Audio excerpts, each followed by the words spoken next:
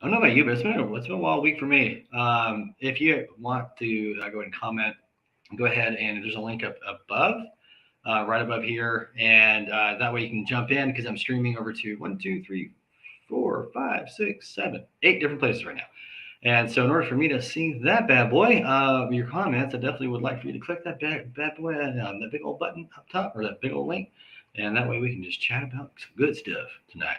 Because tonight's going to be it's going to be interesting. I just wanted to hang out, and who has time, tune in. Cool if not.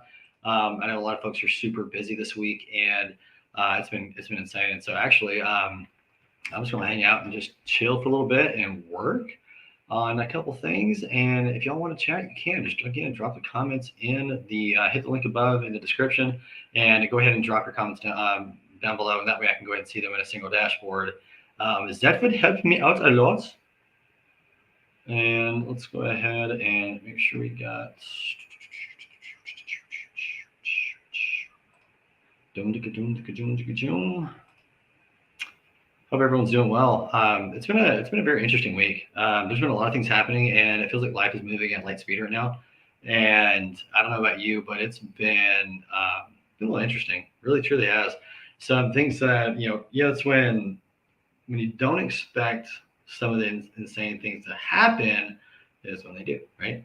And it's kind of weird to see how it's kind of weird to see how the things that, I mean, gosh, probably 10 years ago are starting to come to fruition now. And man, it's been a wild ride. I mean, these past couple months into what's going to come throughout this year, I definitely can say that it's been a humbling experience to say the least. And again, if y'all are tuning in, there's a link above, and I'm streaming in like eight different places right now. So just hit me in the comments. I'm just gonna hang out and just chat while I'm working, and I'm gonna go ahead and just crank away. If you guys have anything you want to chat about, drop it in the comments. Again, there's a link up top, and I'm gonna. I haven't been live on my profile in a while. My profile pages. I haven't been actually on my like probably three. One, two, yeah, three pages that I'm streaming on right now and forever. So kind of like stoking the fire over there a little bit. So if I don't get a big viewership right now, not surprised, not night based, no big deal. Um, because this is absolutely random. Like there was no planning into this. I'm just like, cool idea. Let's go live stream. Yeah, hurry. And so yeah, that's what yeah. So I'm working on actually a course and curriculum of my own that I actually put together for like academies for people in the past, and now it's like finally doing it for myself. It's kind of weird. A landscaper who his front like his flower beds look terrible. You're kind of like, oh, I'm doing it for everybody else, but I can't do it for myself. And so now, now I'm finally doing it for my sale, and really cool. Side note, dude. So y'all let me know. Let me know your TikTok handle down below in the comments. Oh, I'm sorry, I'm not supposed to say Facebook. That username down below in the comments if you have one. If not, no sweat. But I definitely want to follow and connect with you. I've got two accounts over on TikTok now. One is for helping people healing grief, and also just for sense of humor. I just as an outlet for me personally, I love to laugh. I don't know about you, but especially with all the stupidity that's going on right now in our culture, it's wild. I definitely need to laugh more. And it's funny because I actually built my Pinterest around humor. And dude, if you go find me on Pinterest, I guarantee you, it's like a filing cabinet of memes. But however, it's about Chuck Norris jokes and The Office, so it's kind of limited. However, it's plentiful in those areas. But yeah, so working on some stuff this week, along with God's been opening some really cool doors, and it's been interesting. I don't know if you guys have been paying attention. I know everyone's super super busy. Wherever you're tuning in from, if you're on any of my pages on the Christian Man Business or Selling Hardscapes or Live Drive TV. So really, if y'all are tuning in from any of those pages, I'm seeing it on the dashboard. So I'm streaming on like eight different places right now, including Facebook and YouTube and Twitter.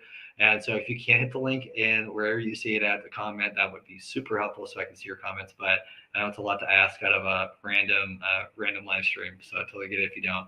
But yeah, no, this has been an interesting week because with if you guys have a TikTok account, drop it in the comments, and even if it's the link, I'll see it whenever I get around to seeing the other social media posts and stuff.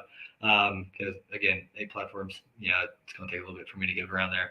But yeah, it's been interesting this week working on the curriculum and working and fleshing out different stuff, and not just client work, but really to bring together a lot of things that I've done over the past decade for owner operators.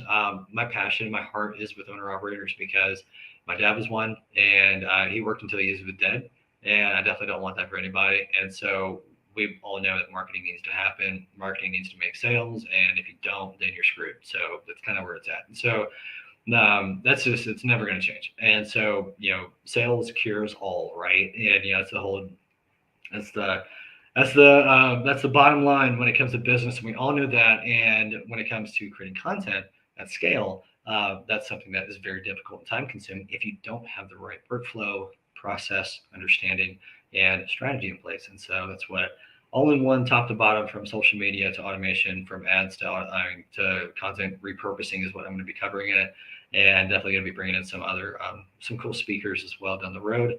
But it's going to be going on pre-sale come next week, and it's going to help literally everything from what I have done for literally 10 years. So if that's something you want to jump into, no sweat. But you're probably seeing this logo right here. This logo is something that for the mental health side of things, I'm doing a curriculum because I want to focus on this. I don't want to, with client work and stuff, I'm doing it here and there, but I want your attention on this right here. I don't care about the curriculum as much as I care about this, because at the end of the day, this logo means so much to me because this has taken me 10 years to defeat imposter syndrome. Okay.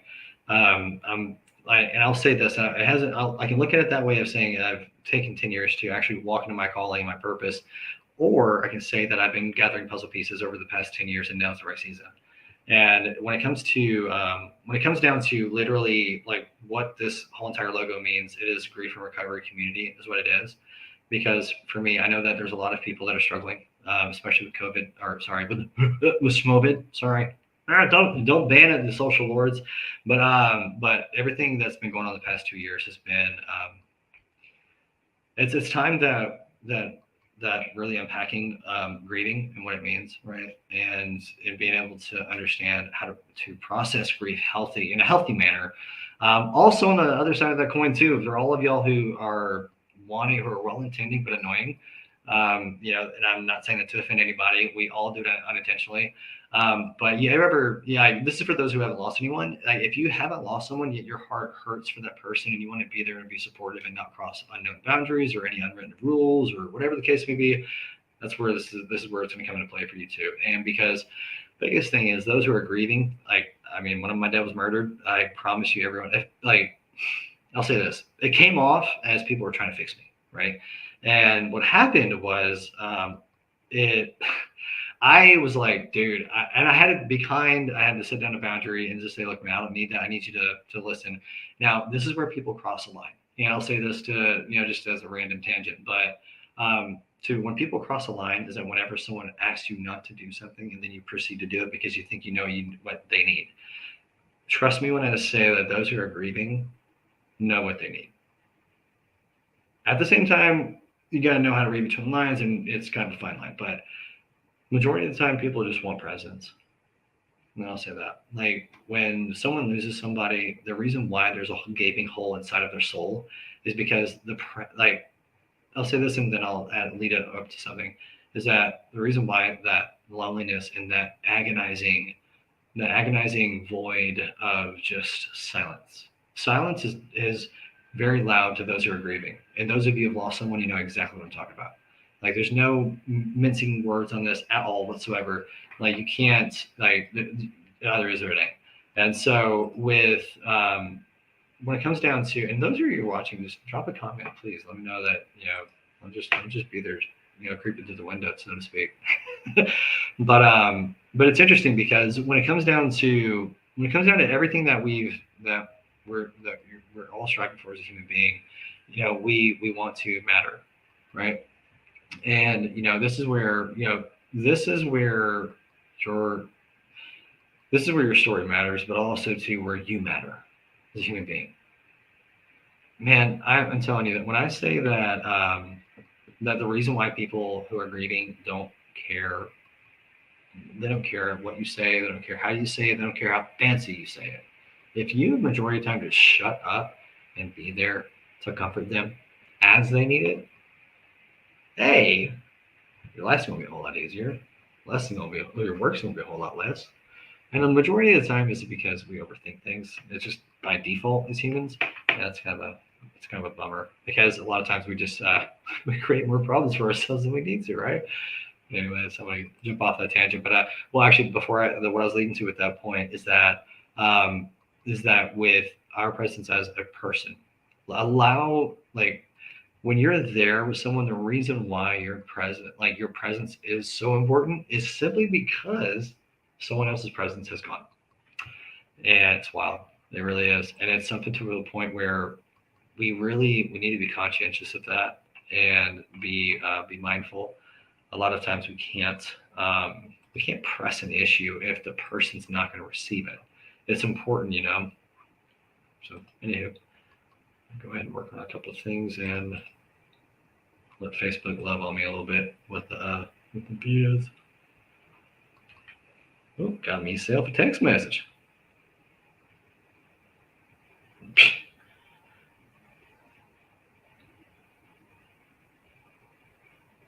Go. Let's see.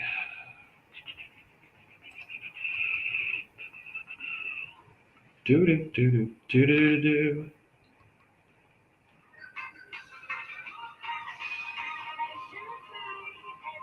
Thing is, like, I'm gonna play this music. I do not own the rights to this music, okay? And gotta make sure I say that because they're gonna be like, strike, ban, huh. I'm not gonna save the live stream anyway, so it doesn't matter. But yeah, bro. Oh yeah, speaking of which, let me take this guy.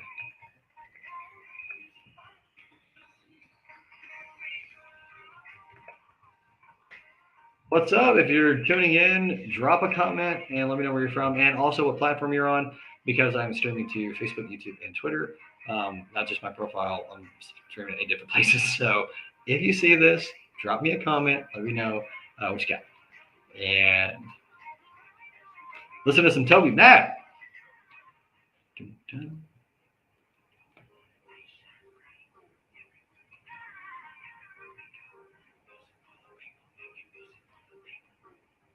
Hey, making music for the people.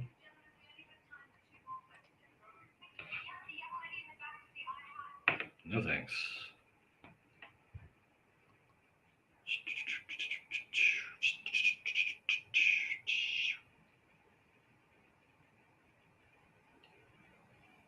What? Well, that's a new little nifty trick. So pull it up on my Spotify account, and next thing I know, I pull up in the Tadashi playlist that I've got. I just have it on a shuffle, and next thing I know, the little link at the bottom pops up for his merch. Like, how cool is that? So, anyways, I love taking notes of these different things of tech and like software platforms and different things of how they all connect together, talk together. Like, I've worked with a lot of people over the past 10 years, and I kid you not, like I always joke when I say I have two sides of my brain, and the creative side and the nerdy side, like the system side, and they both always clash. I'm like, you know. Anyone who can relate to that, please drop a comment. I know I'm not the only one. And I'm willing to bet that there's somebody that's going to tune in and see that. So, yeah, I'd love to know if there's a love hate relationship that you have with technology. Oh, hey, there we go. Now I got some comments over on Facebook. Oh, yeah, Catherine says she's watching over on Twitter with a Facebook comment. I love it. Oh gosh, hey Fran, how's it going? Yeah, and that's it. I'm over here. Like I'm working through a couple of things right now with. So I was making a curriculum throughout this week, and I ran into like one of the most aggravating tech problems ever. And it's not the kind of tech problem you want to run into when you're developing a course. Imagine getting through a course and trying out a new platform, got it all fleshed out, really excited, and then the darn thing doesn't work. You're like, ah! I mean, come on. Oh my Lanta, like give me a break. Lord have mercy. I told people I pray to Jesus, but I swear to Moses. But yeah, no, I'm just totally joking. But one of the biggest things though is this year is going to be wildly different. I don't know about y'all, but I don't know what God's been stirring in y'all's heart. But really quick, just bring your attention to this logo right here. This is the grief and recovery community that I'd like to say that I've been gathering puzzle pieces, but I finally just got over the hump of imposter syndrome in this area of my life. It's the most ironic thing too, because um, past couple months I'd actually downsized my agency and was focusing on my family and my home, and God brought me through a season of certain things, and to get me unsettled, it's very interesting because whew, boy, oh boy, oh boy, and like right now, like I'm, do marketing behind the scenes to pay bills, and it's what I do. It's what I do really, really good. I've been doing it for about 10 years, off and on through certain seasons of life, and worked with small business owners to corporations. And it's been interesting to see how, throughout this season of my life, I'm like with this right here, this thing right here. Whoop, I gotta bring my hand up. My depth perception is a little off right now. I'm like, poke my elbow. But this logo right here is one of the most important things to me. Okay, and what it is that I am finally stepping out and actually sharing my story in a way that I've been working on TikTok. If you guys are on TikTok, please follow me over there. I'm trying to get to 1,000 followers. And so like I've, with working with clients and everything in the past, like I've, oh, I didn't know you knew Catherine, but everything has been leading up to this point. I'm bottling up everything I've done. So like over the past 10 years, I've worked as a outsourced CMO or a COO. Those are wildly different roles. And I don't know about you, but some days I feel like I have two personalities. And so everything that I've learned, tested out, and that is still relevant, that is recession proof, from content repurposing to workflows, philosophy, and the actual workflow steps. Like you're not going to be like, oh yeah, go do this and do this and do this. No, like there's actual technical walkthrough, exactly how to do it, to do this specific task within an hour and a half instead of it being half a day type of deal, and how to actually get across multiple platforms and the tools you use, like StreamYard. But there's going to be a whole entire community where you can literally pull on me from every single thing. Like there's no restraint with it. You buy this course and bam, you get full access lifetime. And that's all of everything I've done, everything from strategy to like year-long strategy content, content strategy to help with a 3 month, 6 month, 12-month strategy, working backwards all the way to 3 months, and being able to how do you create content in a very hour and a half, maybe hour and a half, and then have an entire content plan for a month, right? And that's where it's like that's where everything's going into. God dang, I can't point. Forgive me. Here we go. We got it. We can do this. Right here, with the grief and recovery community, I'm gonna be. That's where a lot of my focus is going into this year. I don't want to.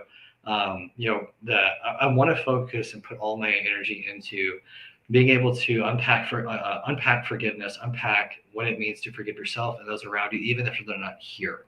Like, how do you get closure, clarity, and peace all in one shot, even if they're dead? That's what I'm focusing on. We're going to talk about suicide prevention. We're going to host workshops about forgiveness, like I did a couple years ago here in Huntsville, and and it's like, oh my gosh, and it's like, my heart is so heavy for those who are broken. My heart. And guys, if you're not on Facebook, on my profile, if you're somewhere else, if it's on any of the pages and YouTube or Twitter, hit the link above or below, wherever it's at, so that way when you comment, I can see it in my dashboard. Yeah, this way. I got it. But over here. Dang it! Over here. I can do it. It's over here. It's somewhere around this video. So hit the link and comment. But that's where my heart's at. It's been stirring even over the past couple of months. That's a part of the reason why I was downsizing everything, and I was actually about to close it all down. No lie. And to focus on this and to be able to do that, but our ironic part is that, that's not what God had in store for me. And, here's the kicker. I love it when I misunderstand God, because even if it doesn't work out, still got something good in store for me. Right. And so when it comes down to, Bill Butler, boy, oh boy, man. Bill, would you ever saw this coming? Guys, I don't know if you're over on my page, but William Butler, actually just liked the post over there. That man,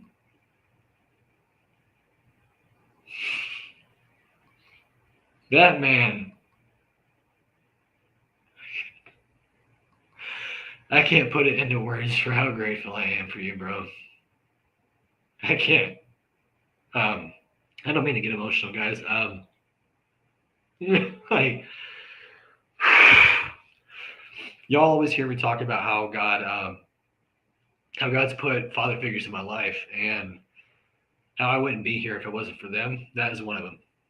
That's one of those men, and that's part of him sowing seed into my life. And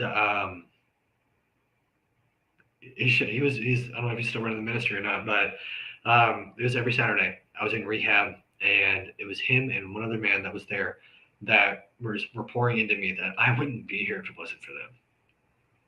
I flat out wouldn't be here if it wasn't for them. And I promise you, like when it comes down to relationships, and when it comes down to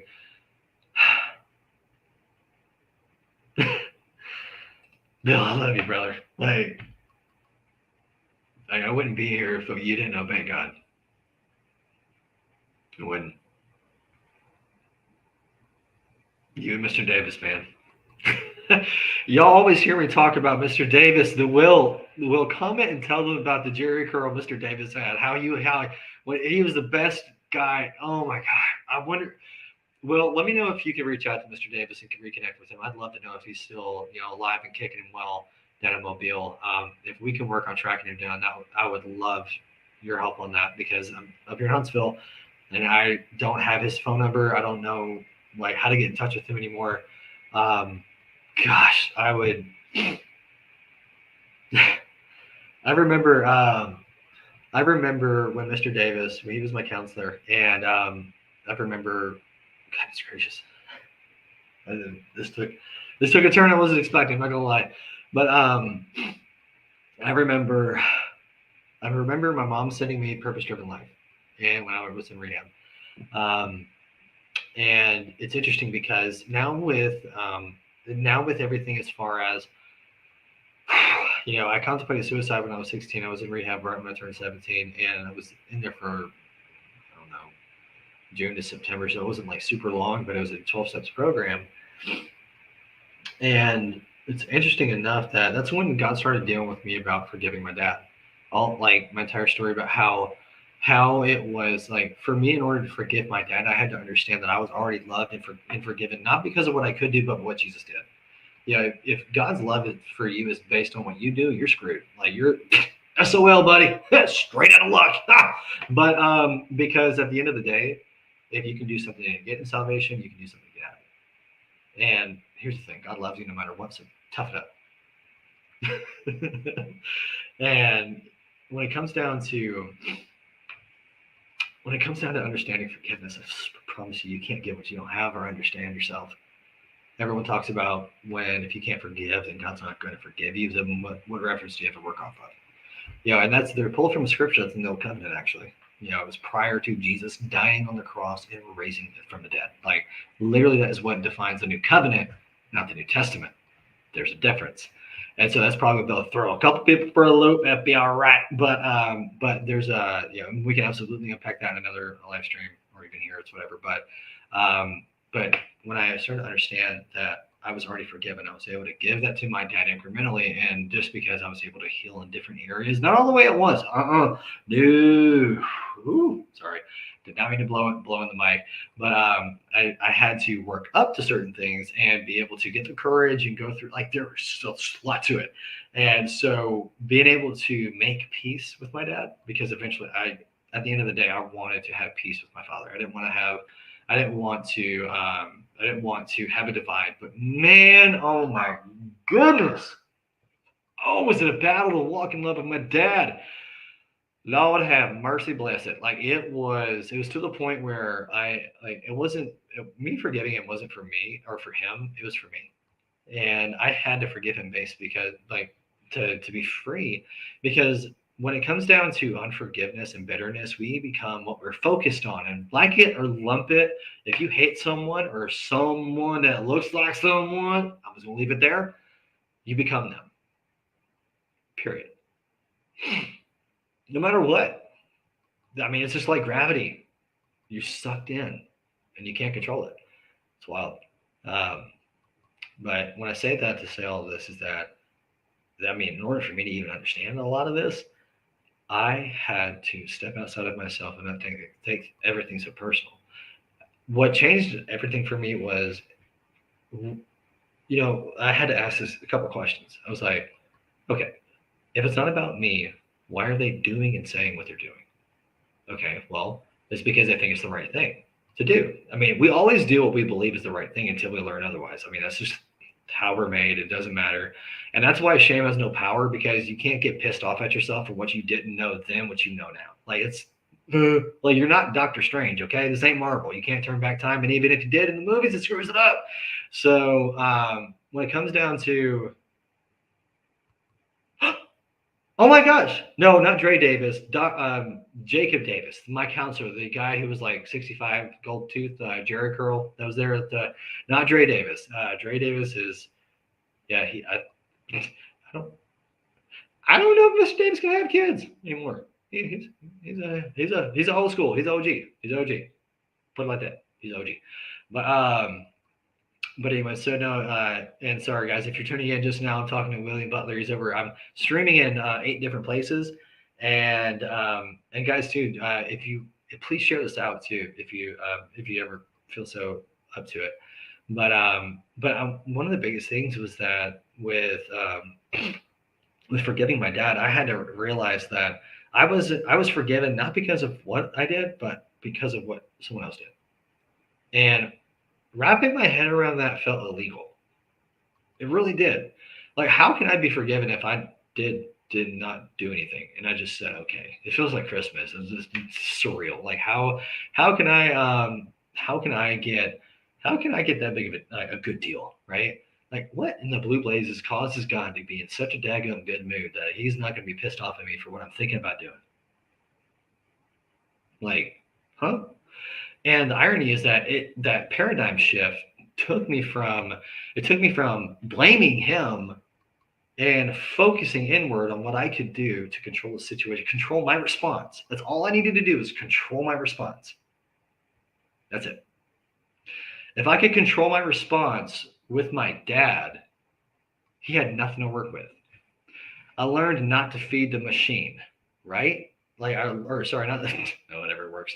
But I learned not to feed the trolling, the nitpicking. I mean, for one, he and I had, oh Lord have mercy. I was My dad and I had cussing matches, and we kept score.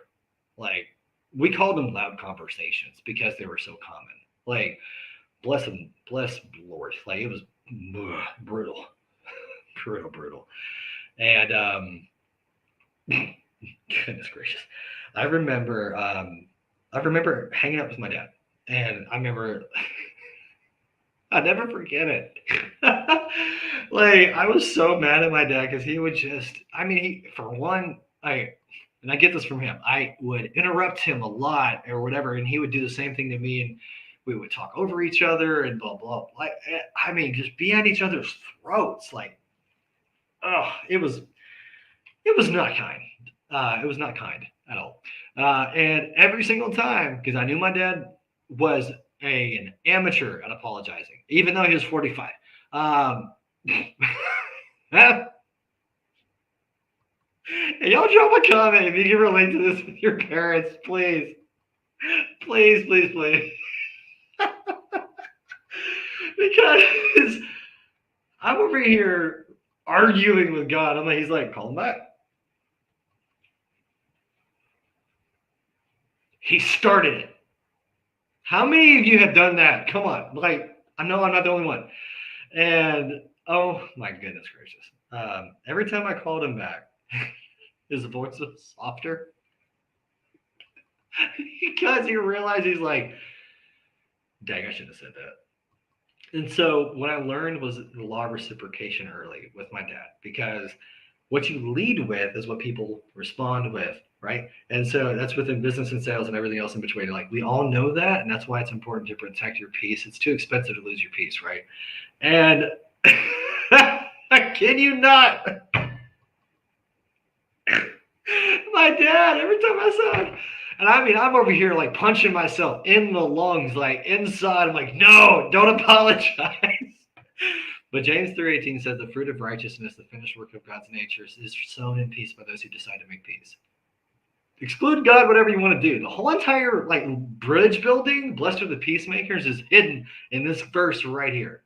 Blessed are the peacemakers, for they, shall inherit the earth, right? I think that's Meek, whatever. Blessed are the peacemakers, that's part of it. But Google it, it's the rest of the Bible. It's in there, I promise.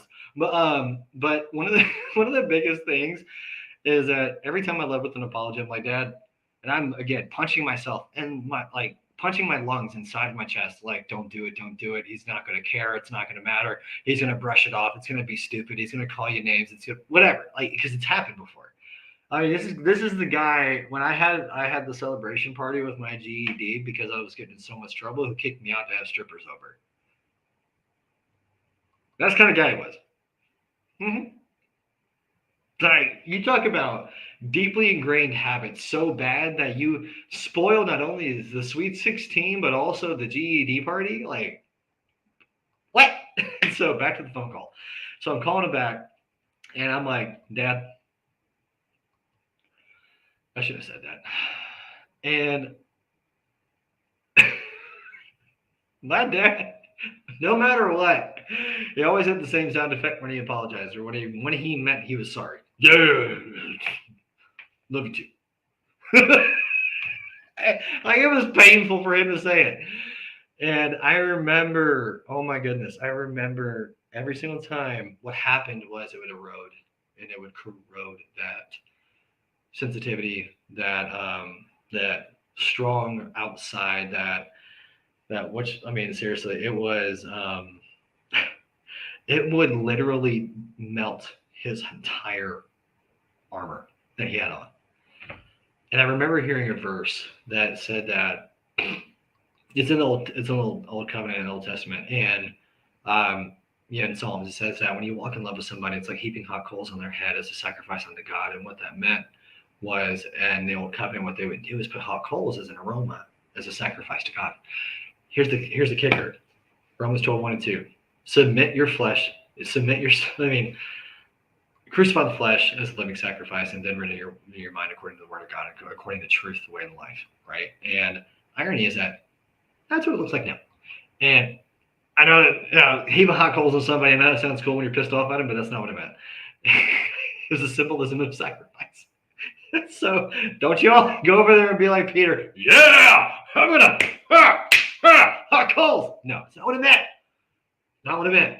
Okay, hold your horses, calm down. Okay, don't go be cutting people's ears off now because they ain't listening to you. That's how this works. But when it comes down to literally all of that, like, truly, I mean, I remember time and time again, like, it was like, when I say a week with my dad felt like a year, like, I had to be prayed up 100% before I even talked to the man. Like, I'm not kidding. Like, y'all have your faith, whatever you want to do with it. Like, no joke though. Like, I had to be in prayer and be mindful of my words and keep my boundaries, because that man would push them to the max. Lord have mercy. Lord have mercy. And I kid you not, it was the wildest transformation. I never thought it was possible, but what God was showing me was that no one's a lost cause. No one's a lost cause. Ever. Not even you. Because here's the thing. If you choose not to forgive somebody, you're saying that your screw up is better than theirs. I'll leave that there. And the irony behind that is, when we choose not to forgive, we're saying that what we did and our mistakes are better, and that's where justification comes in. And everyone else is in the same boat. That's why you get pissed when they don't acknowledge it. Here's the kicker, though. You don't need them to. The irony is going back to understanding that people do what they believe is the right thing, whether it's the wrong thing or not, until they understand otherwise. It happened for a reason because you allowed it to a degree. If it wasn't like any like type of thing, I'm not talking about like when you get hit by a car and all that stuff. Like that's not what I'm talking about. I'm talking about a issue that most of the time when it comes to things that have been done to you, it comes from that it can, if it's within your control, right?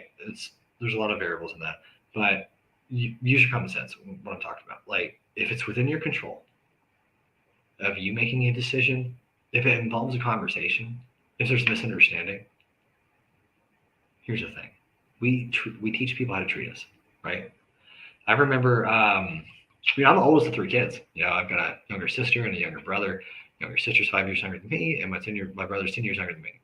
Like, and my little brother has more facial hair, and he's taller than me. It's very weird. He's like the bigger little brother, but he's like a really tall pencil. Love him. He's gonna see this like, but at the end of the day, like I remember my dad craving. Like I remember thinking, like, how in the world can I get my dad to shut up and listen, right? And part of that was the boundaries. And what I did with my dad, because he wanted to spend time with my little brother and my little sister and me, but not my mom, I was like, on one condition. And he said, "What's that? You don't talk trash about mom around the kids at all. Do you hear me?" I said it to him just like that. No shame, no regret, nothing whatsoever. You want to know what he did?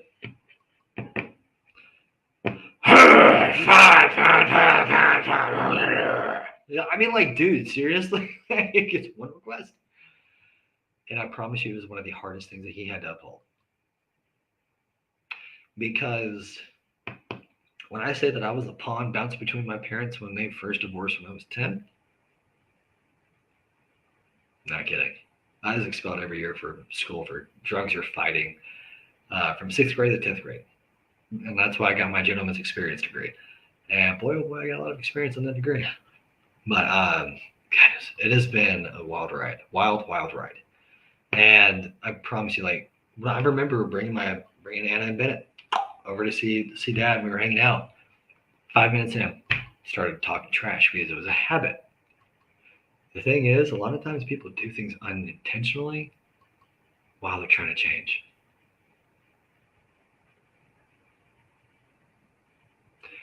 And guys, I had no script for this at all. This is just like literally we're just hanging out. So like, excuse me, I get a little bit of a runny nose, but didn't expect to hit on any of this, but it's totally fine. And I mean, when it comes down to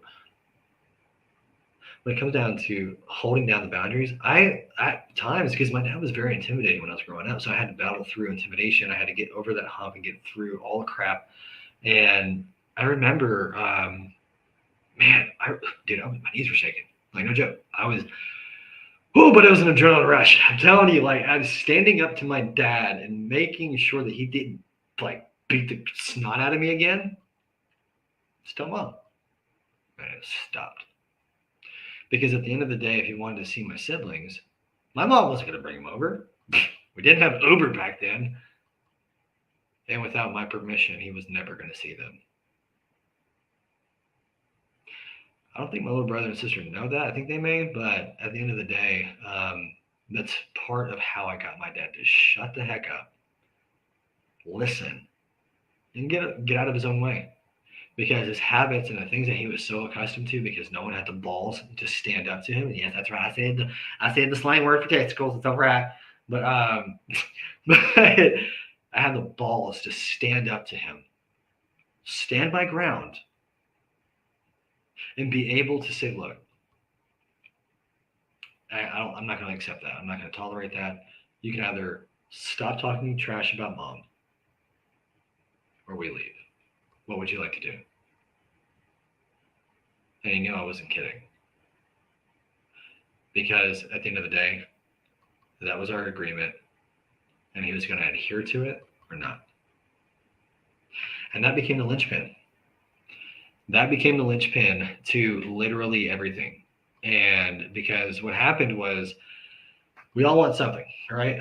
We all want something in our lives. We always want to achieve something, no matter if we're hurting, if we're broken, if we're changing our course correcting, whatever we're doing. At the end of the day, we all want family, despite our history. And I'll tell you this: over 2 years, before my dad was killed, before he was murdered, I saw him on a Thursday night. Ironically enough, ironically it's a Thursday, but I remember I was on the way to church. I was across town. I live in South Huntsville now. I lived in North Huntsville, almost 10 minutes from the state line, and over in Harvest actually, off of Kelly Springs Road. I have no idea what that area looks like anymore, but right there at the light, Wagonville subdivisions, where my dad lived at, and that's where I went. And I remember debating to go see him, but I just had, God leads by peace and confidence. He doesn't lead by pressure, guilt, or confusion. And it's interesting because every time I pondered about going to see my dad, because he called me, he popped his Achilles tendon, I'm on the way to church, picking up two friends too. So I'm their taxi, right? And I picked him up. I don't have a problem. It's all good. No big deal. And I went to go check on him. Well, that's not how it went first originally, because he called me crying. Mind you, my dad was a stout man, very, very durable man. And I say that because he had one arm due to an accident before I was born, due to a construction accident. And I kid you not, it was he's the only guy in Huntsville that owned a tree business with one arm. And people hated that guy. But I saw something different.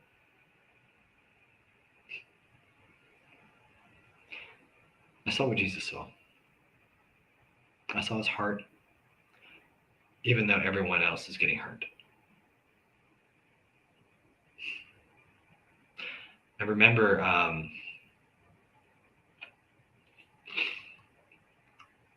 that night, he called me crying because he's popped his Achilles tendon, hurting bad.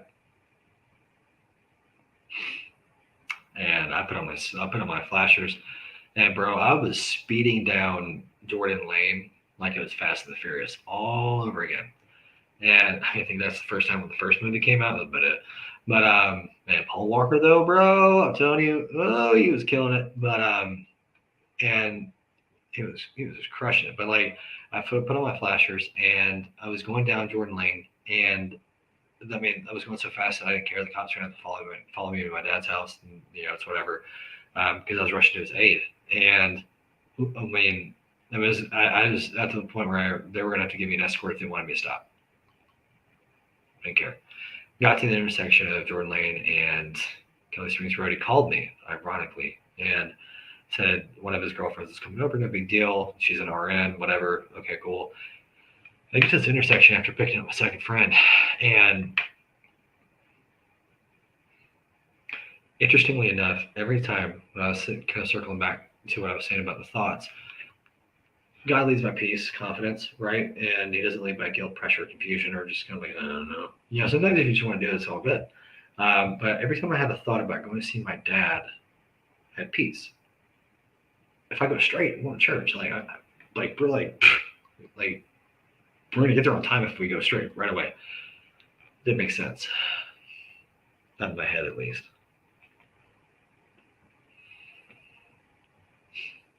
And so I know that leading, I know that unction, I know that gut feeling. Let's call it that. I know that gut feeling. And I remember when I called him back too. I told him, I was like, hey man, because I was giving him a heads up. I'm like, I don't want you. I mean, to be honest, I flat out was thinking, I'm like, hopefully he's not naked. Like, no joke. Like, he's just dude asleep with anything that had legs. Like, it was just terrible. And that was the main reason why I called him back. But being real, I got over to his house, and I remember, I called him, told him, I said, man, hey, I'm coming over. He's like, oh, thank goodness, man. Thank God. Until she just left to go pay the babysitter before she starts babysitting. And I'm like, that makes zero sense, but whatever. I'm on my way. Got there, and man, when I say the atmosphere was electrifying, It was electrifying. I mean, the love. I mean, it was just joy in the air. It was so awesome. And ironically enough,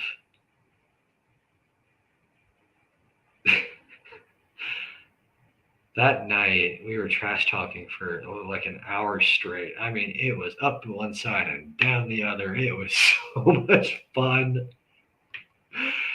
And I remember this look in my dad's eyes. I'll never forget it.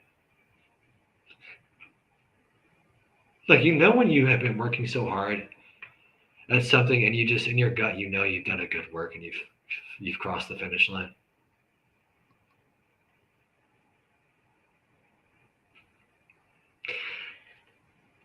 And and y'all know what I mean by this. When an old head gives you that nod that you've done good.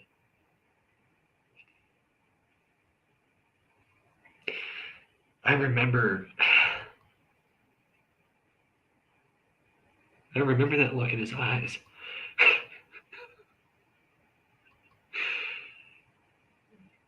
I told him I loved him like 8 times in the span of an hour. I don't know. I just felt compelled to do it. And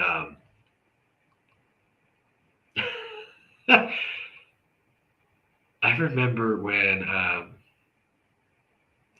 left, that look in his eyes, and he said, it's like he was saying, I'm sorry, but I don't know how to say it. And I told him I loved him just once more. And I hugged him so hard. I mean, that was one of the longest hugs that I gave my dad. And as I walked to my car, and y'all believe me if you want to or not, but I remember seeing, our imagination is a tool that is very untapped. The body of Christ. Like, let's just be honest. And so God uses my imagination to talk with me about certain stuff in certain areas. And I knew by the Spirit that this was a message from Him. And that as I was walking out to the car, just in my mind, like there was just this gift, like at Christmas. Like, and like, the animations, like say you're editing a video, right? And you have an animation of a ribbon being tied, right? And it's like if I could say that it was anything, it was like a gift. Everything that I've been working towards, everything I've been building, the walls and the structure of the box for the gift. And I remember seeing the bow coming down and being tied like it was being done. And I knew then I had everything I'd worked towards in restoring a relationship. Like we had a breakthrough. I knew it. And that's the Sunday afternoon is when we got the phone call. No, I think it was Monday morning. Sunday's when we left. Yeah, Sunday's when we left, and we spent the night over in a hotel, and as a halfway point, because driving from Alabama to Iowa was like 12 hours. And that's when we got the official phone call.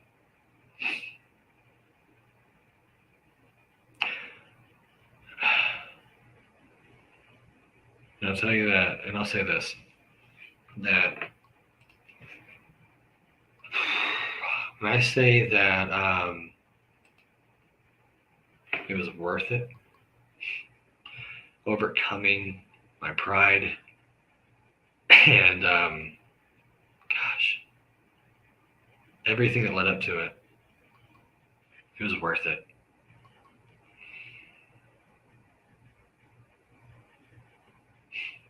Absolutely worth it.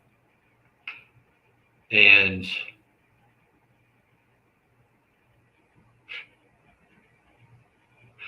I'll say this, is that when it comes down to making that decision to make peace, when their presence is gone, you can't go back. I'm telling you from personal experience. Overcome your pride for the sake of the long game. Please.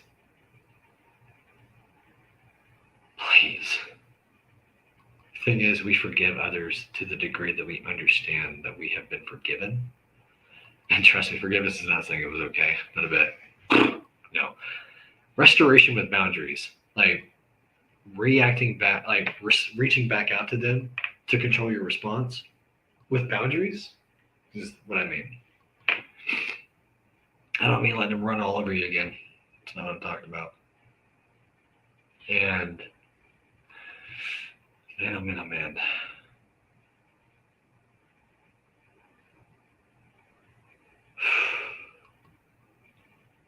I'm just telling you, it's worth it. Forgiveness is incredibly challenging. But I'm telling you from personal experience, just by being living proof, I just encourage you to give it a shot. Can't force anyone to forgive. But I want to encourage you to give it a try. Consider it as an option. I know that putting up walls seems like protection.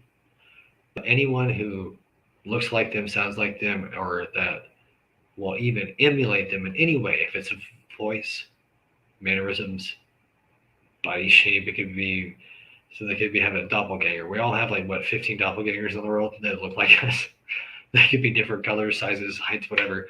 But if they have the same face as we do, like facial features, that can be a trigger too.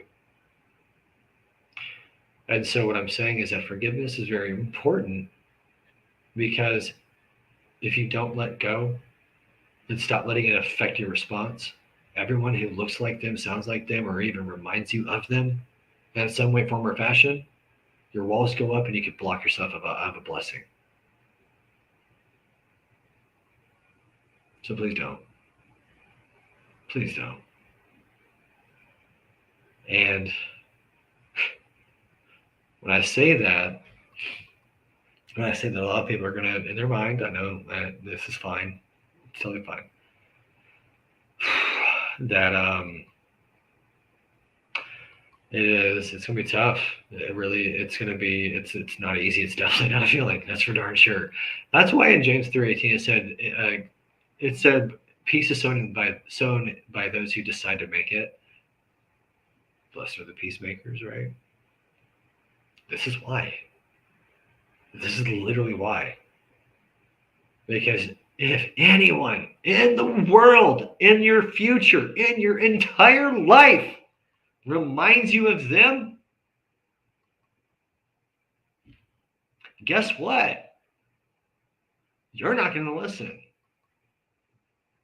And what you did as a defense mechanism to them, you're going to do to everyone else.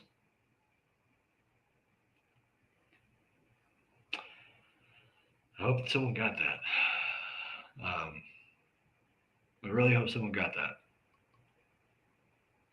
Y'all, I'm about to kill this live stream, but please let me know in the comments. Let me know your takeaways really quick. I'm just curious because got people, different ones. I know that says one up, whatever. Pointing up here. There we go. I got it again. Remember, I can't point worth a darn, so it's like, yeah, here we go. I'm gonna get it. But let me know, because I'm interested to know, with all the rambling and everything, what landed and what hit home. So I think I'm gonna do some more of these. This is good. I feel like it's just really cool and in flow. A lot of my people are and let me clarify something really quick. There's a lot of stereotypes that are going on in media right now. Everyone, every race, every gender, every person, every type of person has a stereotype. And it's not fun. But when I say you are my people, what I mean by that you are my people when you look to find ways to unite, not look for ways to divide and fix other people. Thing is, a lot of people are going to realize and have a rude awakening on that you can't fix people. And when you do, you get punched right back. And so, again, hitting on this is also into the whole entire racism and everything that's happening right now in our social media and a bunch of other crap that's going on, we become what we hate. When I'm serious. Isn't it interesting to see a lot of people doing to others what was done to their ancestors? Just because they remind them of that person or of that group of people in one way, form, or fashion. Figured that was interesting. So I want to encourage you, no matter what, consider forgiveness as an option. Because no matter what happens, here's the thing. If you don't, you might as well just see how far you can push a inflatable beach volleyball underwater. Just see how long you can stand on it. Not just hold it down with your hands because you got, whatever. Let's see how long you can stand on it. And if taller you are, the better. Because at the end of the day, if you don't forgive, you're not standing on something that's solid or stable. And it will shoot out from under you faster than you can imagine. Probably hit you in the face coming up too. And the irony is that it doesn't matter what's going on in our culture. It doesn't matter. Things are going to happen. And people are going to find a reason to unite. Let's not divide on our differences. Let's unite because of them. Right? Like that's the kind of school of thought I'm a fan of. I don't know about you. And so forgiveness is the heartbeat of it. Forgiveness is the heartbeat of unity.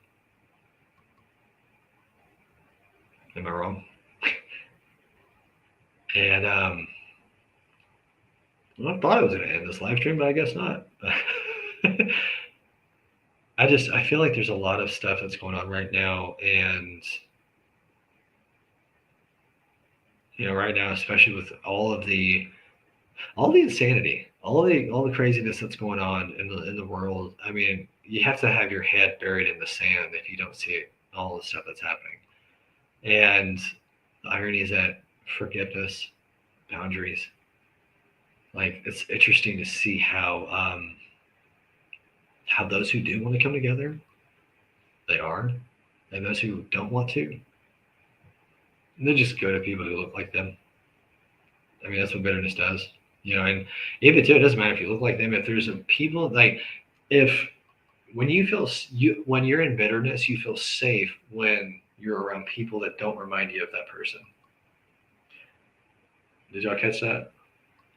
If you're in bitterness, that's not, it could be anything. It doesn't matter like what's going on in today's culture. I'm just using it as an example because it's painstakingly obvious. But like, truly think about it. Like, isn't it ironic that the more you focus on what that person did to you or whomever did what to whomever, you literally begin to hone in on it? Truth. And it sucks. Because all you want to do is not do what they did. But the trick of the devil is that if he can just get you focused on what they did wrong, guess where your focus is at? And the thing is, with our feelings, it's tough because at the same time, it's hard to let go. It's so hard. It's because not excusing it and then seeing them. Oh man, that is not easy. Not easy. Oh, especially when you have to be strong for a family. And I had to be that at times for my mom and for my siblings, even though I was getting into nonstop trouble and causing hell on earth for my mom. My mom's a freaking warrior. Like I gave her, I tormented that woman when I was, good Lord have mercy. Oh, I'm eternally grateful for her. But aren't all moms like warriors? Like seriously, like the ones that are present and the parents that are present. My kudos to y'all because like that's something that man, I am so grateful to have a parent that was sacrificing for me. And I'll tell you, when I came to my senses after my dad was putting me through like just all the crap, I realized what my mom did for me. Truly did. And when I tell you that I felt like trash when I realized what I put her through. Goodness gracious. It's part of the reason why I contemplated suicide. Yeah, it was not easy. And golly, it was definitely difficult to overcome that and to look at finally. I mean, like it was like a veil was just ripped from my eyes. I could see better. It was like having really dark tinted sunglasses on. You can barely see anything, right? And you're like, everyone's like wondering what's your issues and why are you wearing sunglasses inside, right? And telling you that when I decided to take a stand and realize, like, actually, because here's the thing, it's not always easy to apply what you realize that you know you need to do better. Because at the end of the day, you have gotten to a place where you're either in so much pain you want to change, but also too you're afraid of what other people are going to think. I'm telling you, like that's the this flip side of community is peer pressure, right? The evil twin of community is peer pressure. Community and connection is meant to build you up, equip you, and encourage you, right? And create connection for the sake of building you up and encouraging you and equipping you, right? And so then you have peer pressure when it comes to saying they want to build you up to tear you down. They want to equip you so that way they can take from you. They want to talk and they want to flatter you and tell you what you think you need to hear to get you to do their bidding. Wildly two different things, right? Okay. And so with all of that being said,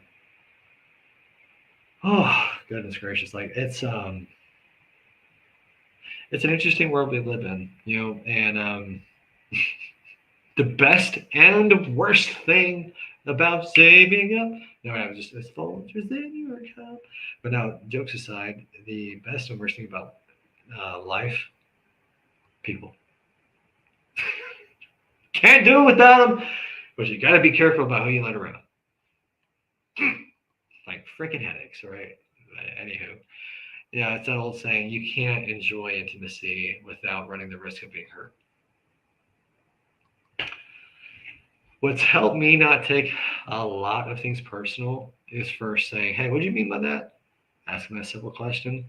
Hey, real quick, when you said blah, blah, blah, blah, blah, did you mean blah, blah, blah, blah, blah, right? And it's interesting because when they can reiterate back to you what they meant, a lot of times it's not what you heard because you can have a bunch of things rushing through your mind. And then that's when you can establish what they actually meant and said, and then decide on your response from there. I know everyone's got a busy mind and saying, "Oh, this is a lot," right? And they're like, "God dang, I ain't got to be that mindful in a conversation." If you're tired of blowing things up, yeah, it's a lot of work. It's a lot of work. But hey, it is what it is. And at the end of the day, like, what do we really want to do? Like, do you actually want to overcome? And so, so to kind of round this out, I am going to thank our sponsor. Okay. We have a sponsor that actually is the one that that's on it's on board actually for the for being able to help this entire venture and this entire route be sustainable. Look at that logo in the top right. Oh my goodness, you're gonna see that logo around a lot here coming soon. So this up here, I gotta get better at pointing. I'm sorry. Like I'm over here like like the like the whole entire sound effect on TikTok. This logo right here, content repurposing for owner and operators. You started your business for a reason, right? And if it wasn't to be attached to it all the time, there's a saying that they have in South America that where I loved, and it's people in South America, they don't live to work, they work to live. You and I both know that's why you started it. You started your business to be present with your family, not to be attached to it and codependent on it, or it to be codependent on you. When we go back to boundaries and relationships and stuff, putting boundaries for yourself in the form of systems and processes and being able to even to have everything that you need to do for social media and all that jazz.